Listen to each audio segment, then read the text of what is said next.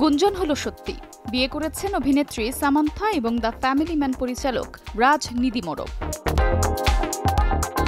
ভারতীয় গণমাধ্যমের তথ্য অনুযায়ী সোমবার সকালেই বিয়ে করেছেন এই তারকা জুটি। ভোরে ঈশা যোগ কেন্দ্রের ভিতরে লিং ভৈরবী মন্দিরে বিয়ের আনুষ্ঠানিকতা সম্পন্ন হয়। জানা গেছে, খুব কাছের মানুষদের উপস্থিতিতেই বিয়ে করেছেন তারা। উপস্থিত ছিলেন মোটে ৩০ জন অতিথি। এদিন লাল শাড়িতে নিজেকে রাজের বধূ রূপে সাজিয়েছিলেন সামান্থা।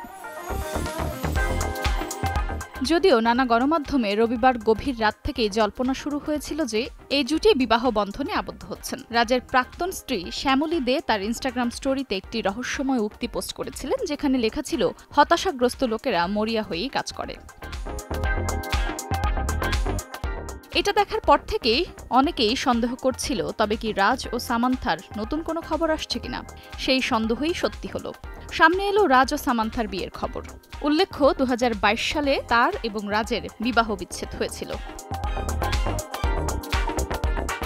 এদিকে রাজ ও সামান্থার ঘনিষ্ঠতা নিয়ে গুঞ্জন ওঠে ২০২৪ সাল থেকেই। এরপর থেকেই সামান্থা খুব সাবধানতা অবলম্বন করতেন রাজের সাথে ছবি দেবার ক্ষেত্রে।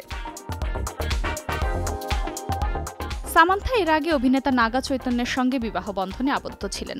বিয়ের ৪ বছর পর তাদের বিচ্ছেদ ঘটে এবং নাগা পরবর্তীতে সবিতা ধুলিপালাকে বিয়ে করেন। Afroza Moutushi, star news.